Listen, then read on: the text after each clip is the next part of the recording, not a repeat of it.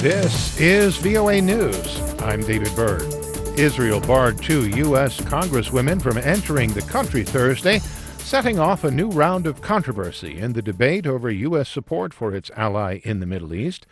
AP's Sagar Meghani reports that Democrats Ilhan Omar and Rashida Tlaib have been vocal critics of Israel's treatment of Palestinians. Prime Minister Benjamin Netanyahu says criticism is fine, but supporting a boycott against Israel is not, and that's what Rashida Tlaib and Ilhan Omar are doing, so he won't let them in.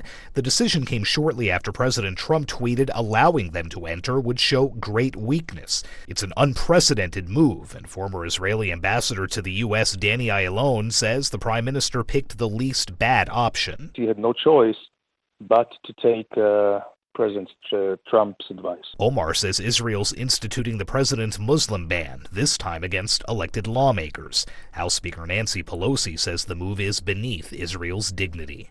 Sagar Meghani, Washington. President Donald Trump says he does not want to see China's government violently crack down on protesters in Hong Kong.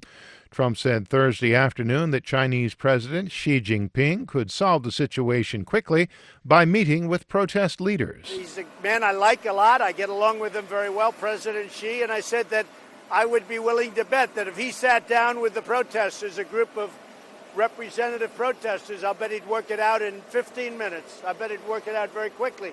China's ambassador to London, Liu Xiaoming, meanwhile, warned Thursday that foreign forces should stop interfering in what he called an internal Chinese matter.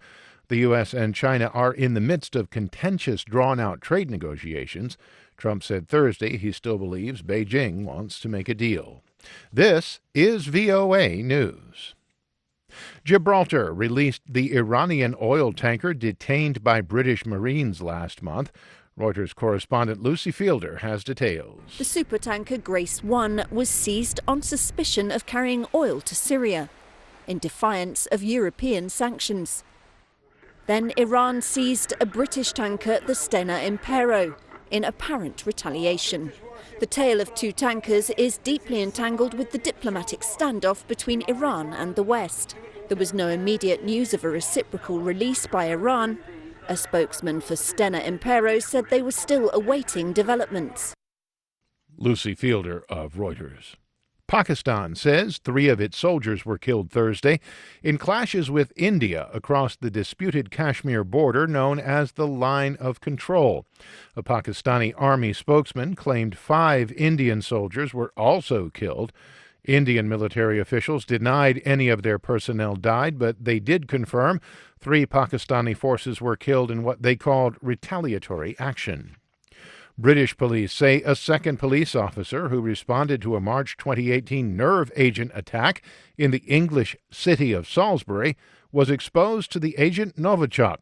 AP's Zaria Shakli reports. Sergei Skripal, a Russian spy turned double agent for Britain, and his daughter Yulia spent weeks in critical condition after being exposed to Novichok. Police officer Nick Bailey also was sickened. The Metropolitan Police say that another officer showed signs at the time of having been exposed to a very small amount of Novichok, and that tests have now confirmed it. Months after the attack, a local man found a perfume bottle containing traces of the discarded nerve agent. He became severely ill and his girlfriend died from the exposure. Britain blames Russian intelligence for the attack, but Moscow denies involvement. Zaria Shakli, London. Washington's 2 top intelligence officials spent their last day on the job Thursday as U.S. President Donald Trump oversees an overhaul of his intelligence leadership. Former Director of National Intelligence Dan Coats and his top deputy Sue Gordon are leaving their posts as tensions rise between China and a protest movement in Hong Kong. There's also potential crises in the Persian Gulf and the Korean Peninsula.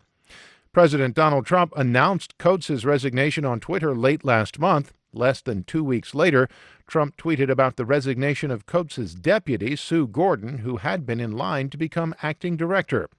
For now, Joseph Maguire, a retired admiral and former Navy SEAL, who had been serving as the director of the National Counterterrorism Center, will serve as acting director of national intelligence. For more, be sure to visit our website. I'm David Byrd, VOA News.